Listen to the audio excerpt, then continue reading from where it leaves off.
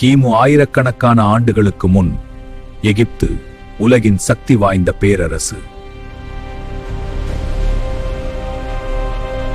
பார்வோன் தன்னை தெய்வம் என்று கருதிய அரசன்.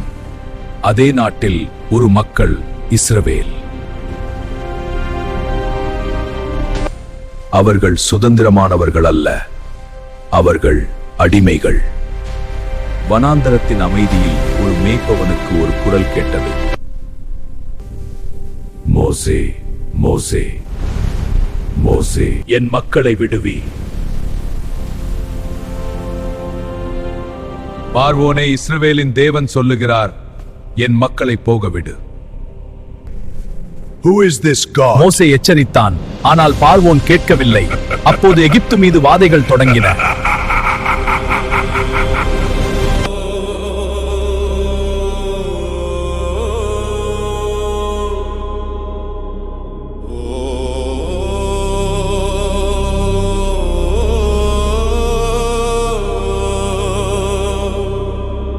இது சாதாரண பேரழிவு அல்ல. ஒவ்வொரு வாதையும் ஒரு அறிவிப்பு.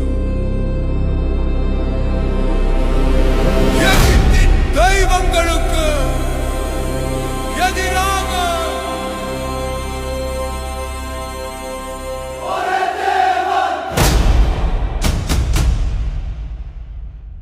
இறுதியில் அடிமைகள் புறப்பட்டனர். நூற்றாண்டுகளின் சங்கிலிகள் உடைந்தது. ஆனால் சுதந்திரம் எளிதல்ல. பின்னால் ரதங்கள், முன் கடல், இடையில் பயம். பார்வோனின் படை நெருங்கியது. நிலம் நடுங்கியது. இது ஒரு சாதாரண இரவு அல்ல. வானம் இருண்டது. காற்று பலமாக வீசியது. அப்போது மோசே தனது கோலை உயர்த்தினான்.